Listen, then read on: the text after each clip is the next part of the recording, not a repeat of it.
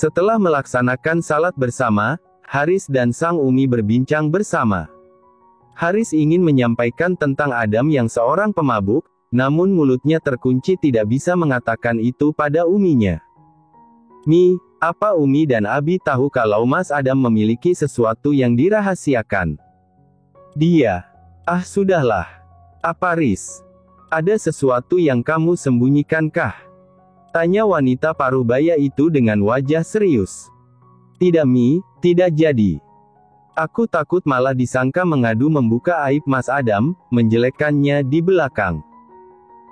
Jika Umi dan Abi belum tahu apa-apa mungkin lebih baik tidak pernah tahu. Haris berharap suatu hari Mas Adam bisa benar-benar jadi suami yang baik untuk Mbak Maryam.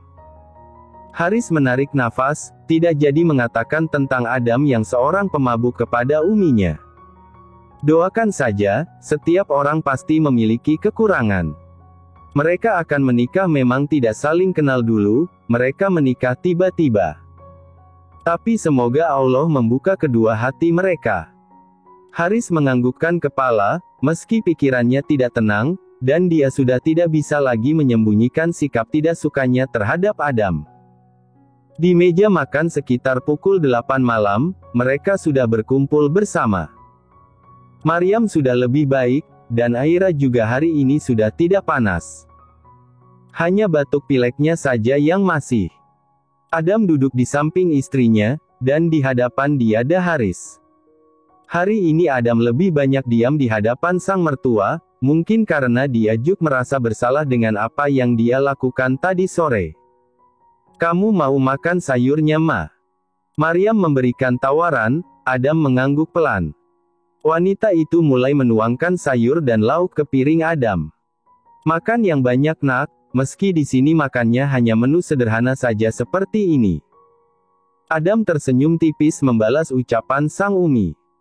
Sementara Haris di depan Adam terlihat tidak tersenyum sama sekali pada kakak iparnya itu.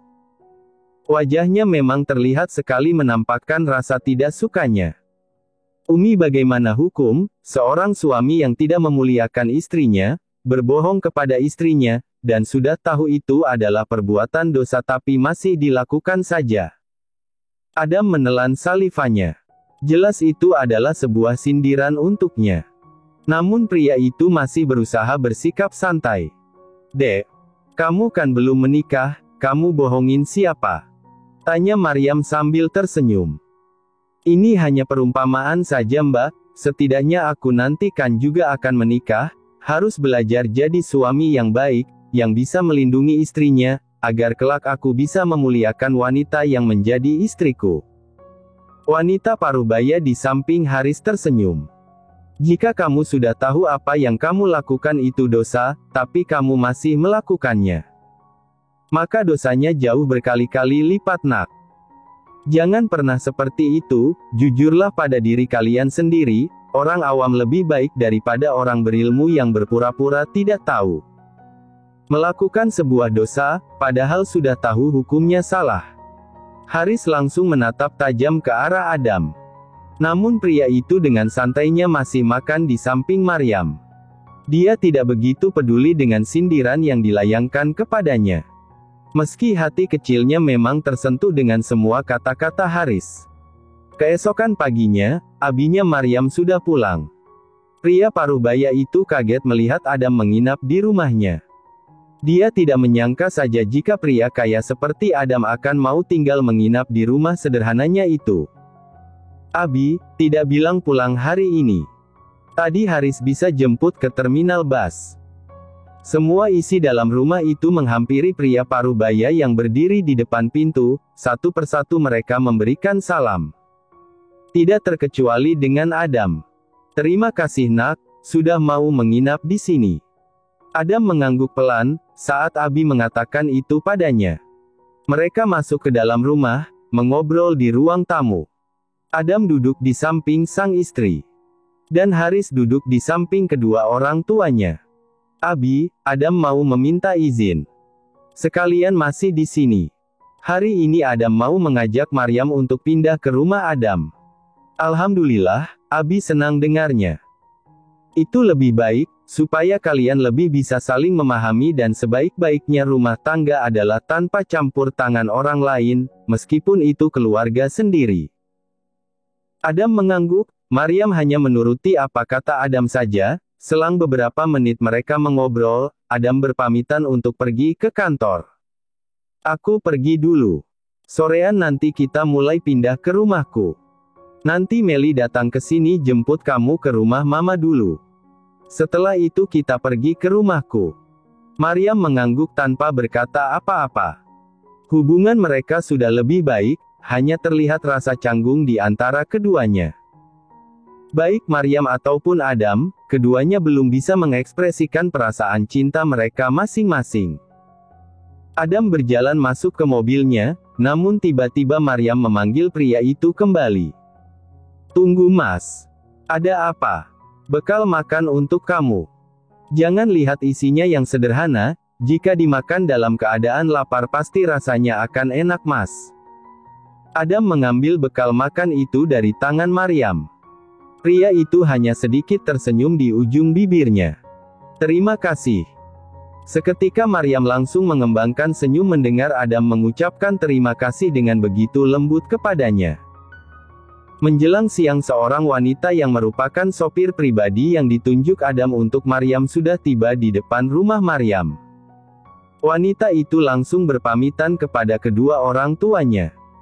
Mbak Maryam, jika terjadi apa-apa dengan Mbak di sana jangan takut untuk menceritakannya kepada kami.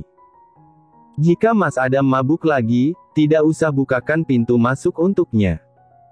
Biarkan dia tidur di luar rumah saja dalam keadaan seperti itu. Maryam langsung membuka matanya lebar-lebar, dia kaget dengan apa yang dikatakan Haris sebelum dia pergi. Wanita itu melihat ke arah belakang merasa khawatir Abi dan Uminya mendengar apa yang dikatakan oleh sang adik. Dek, kamu tahu itu? Mata Maryam menatap Haris. Kemarin aku melihat Mas Adam pulang dalam keadaan mabuk Mbak. Dan Haris bisa pastikan itu bukan pertama kalinya Mas Adam mabuk kan? Mbak Maryam tenang saja, aku tidak mengadukan kelakuan Mas Adam pada Abi dan Umi. Tapi jika nanti Haris tahu Mas Adam menyakiti Mbak Maryam, aku dan Abi akan meminta Mbak kembali dari Mas Adam. Tolong jangan lindungi orang seperti itu Mbak, jika merasa tersakiti pulanglah ke rumah ini. Maryam mengangguk pelan, merasa terharu dengan apa yang dikatakan oleh adiknya. Terima kasih Dek, ternyata kamu sudah mulai dewasa sekarang. Doakan aku selalu. Ini berat untuk Mbak jalani memang. Tapi Mbak akan berusaha mempertahankan rumah tangga Mbak. Maryam tersenyum tipis kepada sang adik. Tidak lama kemudian ia dan Aira meninggalkan halaman rumah mereka. Mel, aku boleh minta diantarkan ke kantor Mas Adam sebentar sebelum ke rumah Mama. Dompetnya dia ketinggalan di rumah tadi. Ada kartu-kartu penting di dalamnya.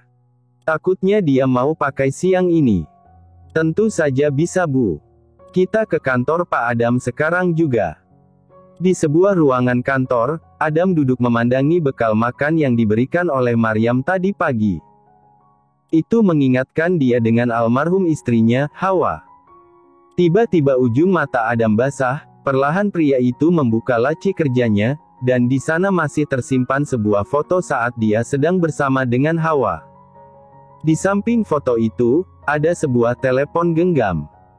Telepon yang khusus dipergunakan untuk berkomunikasi dengan keluarganya saat itu, dan termasuk dengan Hawa, sang istri.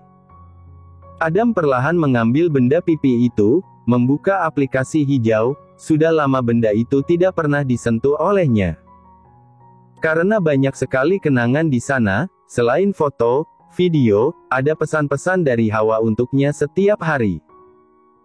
Hawa tidak suka mengirimkan pesan teks untuknya, tapi ia lebih suka mengirimkan pesan suara. Tangan Adam perlahan membuka salah satu pesan suara yang dikirimkan oleh Hawa untuknya. Assalamualaikum Mas Adam, hari ini bayi kecil kita di dalam perut sudah bisa menendang-nendang perut Uminya Mas. Masya Allah, cepat pulang. Umi kangen kamu Mas. Air mata Adam langsung keluar saat suara Hawa begitu membekas di hatinya. Hari ini aku buatkan nasi goreng spesial untuk kamu Mas, spesial pakai hati Umi untuk kamu. Adam menarik nafas, dadanya mulai sesak. Air mata semakin tidak bisa ia tahan. Mas kamu pulang cepetan. Perutku sudah mulai sakit, sepertinya putri kecil kita akan segera keluar. Aku sudah tidak sabar ingin melihat malaikat kecil kita. Mas aku akan berjuang untuk putrimu, jika dokter menyuruh kamu untuk memilih. Maka pilihlah jiwa muda yang masih panjang hidupnya. Aku mungkin tidak akan bisa bertahan lama. Terima kasih sudah memberikan aku cinta begitu banyak untukku selama 1 tahun ini. Ini adalah pesan terakhir dari Hawa. Saat Adam dalam perjalanan dari dinas di luar kota. Saat putrinya lahir ke dunia, dan saat istrinya tiada di ruang operasi. Adam mengambil fotonya saat bersama dengan Hawa, pria itu menarik nafas dengan sangat kencang. Ya Allah kenapa engkau begitu tega mengambil kebahagiaanku dengan begitu cepat? Lirih Adam, wajahnya mulai memerah, tangannya mulai mengepal.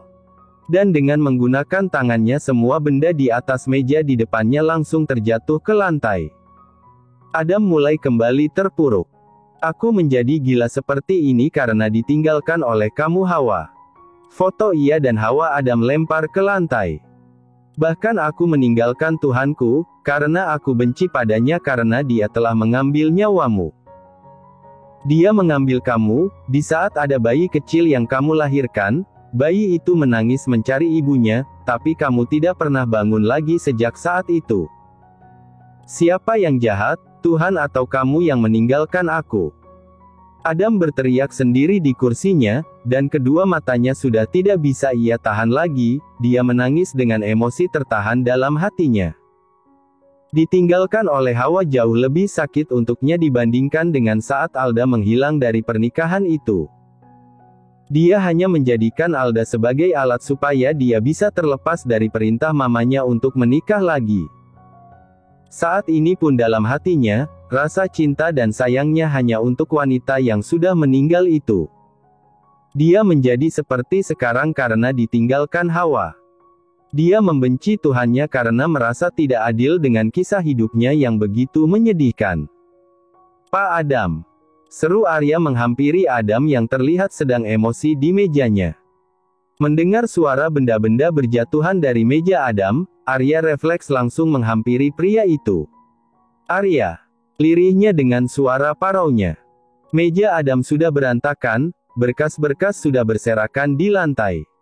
Dia terlihat sedang meluapkan emosi dalam hatinya. Dan di bawah kakinya ada foto Adam dan Hawa yang kacanya sudah terpecah. Di mana obat penenang Anda Pak? Tanya Arya kepada Adam. Pria itu hanya memegang kepalanya dengan wajah marah penuh emosi. Aku tidak butuh obat, aku butuh istriku kembali Arya. Putriku membutuhkannya. Dia menangis di ruangan sendirian. Adam mulai berhalusinasi, berkata sesuatu yang tidak terjadi saat ini. Hatinya terasa sesak kembali, ketika bayangan kematian Hawa ada di kepalanya. Pas sadarlah, Bu Hawa sudah tidak ada. Anda harus bisa menerima itu. Arya berusaha menenangkan Adam. Meninggal. Kenapa dia harus meninggal? Kenapa Tuhan begitu tega mengambil dia dari hidupku Arya, katakan kenapa? Dosa apa yang pernah aku lakukan di masa lalu? Aku sudah berusaha menjadi orang baik, tapi nyatanya tidak ada gunanya sama sekali untukku. Tuhan tetap jahat kepadaku, dia tetap mengambil orang yang aku sayangi. Adam berteriak di depan Arya, dia memegang pundak pria itu sambil mengencangkannya dengan sangat kencang. Dia terpuruk dengan kenangan masa lalunya. Mas Adam. Di saat yang bersamaan Maryam masuk ke dalam ruangan Adam dengan Melly. Wanita bercadar itu kaget, karena melihat ruangan Adam yang berantakan. Dan di sana ada Arya yang sedang kewalahan menenangkan suaminya. Selama ini Maryam belum pernah melihat Adam seperti sekarang, ia belum melihat sisi lain Adam yang seperti ini. Bu Maryam. Seru Arya sedikit kaget melihat ada Maryam di sana. Wanita itu memberikan aira kepada Melly terlebih dahulu. Kemudian perlahan Maryam mendekati suaminya yang sedang berusaha ditenangkan oleh Arya. "Ada apa Arya?" tanya Maryam pelan. Arya hanya menunjuk sebuah foto yang ada di bawah Adam. Foto yang sama dengan yang terpajang di kamar rumahnya. Selama ini Adam datang ke tempat hiburan untuk menghilangkan rasa stresnya ketika dia mengingat Hawa. Dan sekarang saat bayangan itu datang kembali, dia tidak bisa menahan dirinya lagi. "Tinggalkan aku bersamanya Arya," pinta Maryam pelan. "Tapi Bu, aku takut Pak Adam malah akan menyakiti Ibu," sahut Arya merasa khawatir. "Tidak akan. Aku sangat mengerti apa yang sedang dirasakannya. Karena aku dan dia dalam posisi yang sama. Bahkan rasa sakitku lebih-lebih dari rasa sakitnya. Aku bukan hanya kehilangan seorang suami tapi kehilangan bayiku juga. Dan sekarang aku mulai paham, kenapa Allah menghadirkan aku dalam kehidupan Mas Adam. Mungkin karena kita memiliki luka yang sama." Arya seketika mundur, dan Maryam maju mendekati suaminya. Adam melihat ke arah Maryam. Pria itu langsung berkaca-kaca tidak bisa menahan tangisnya. "Ada apa ini Mas?" tanya Maryam pelan. Adam terdiam. "Kamu menangisi kepergian istrimu. Tidak mudah memang kehilangan orang yang kita sayang Mas. Apalagi ketika kebahagiaan itu berada di puncaknya, tiba-tiba Allah mengubah kebahagiaan itu dengan kesedihan dalam hitungan detik saja. Pasti hati ini akan terasa hancur lebur." Maryam mulai berkata pelan.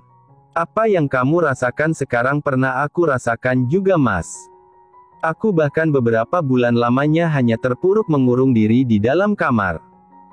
Setiap hari hanya menangis, semangat hidupku juga hilang begitu saja. Aku hanya bisa memeluk baju suami dan anakku yang sudah tiada. Kupikir kamu lebih kuat daripada aku Mas, aku tidak pernah melihat kamu bersedih selama ini. Aku tidak pernah melihat kamu menyebut namanya selama ini. Mungkin karena kamu melampiaskannya dengan hal yang lain, sehingga kesedihan kamu tidak terlihat olehku." Maryam semakin mendekat ke arah Adam. Pria itu perlahan duduk di lantai, bersandar ke sebuah dinding. Dia menundukkan kepalanya, Maryam mengikuti langkah Adam. Dia juga ikut duduk di sana, bersandar ke sebuah dinding. "Apa itu terlalu sulit untuk kamu lupakan Mas?" tanya Maryam pelan. Adam masih diam tidak menjawab, sesekali dia hanya menarik nafas dan menangis. "Aku kehilangan suami dan anakku juga Mas sama seperti kamu. Bohong juga kalau aku tidak bersedih akan hal itu, bohong kalau dengan sekejap mata aku bisa melupakannya. Bahkan dadaku juga sama seperti kamu, terkadang begitu sesak jika mengingatnya. Tapi, aku tahu. Semua tangisku itu tidak merubah semua yang sudah terjadi Mas. Demi Allah aku katakan kepada kamu sekarang, kamu menyalahkan Tuhan, karena Dia mengambil sesuatu yang menjadi miliknya.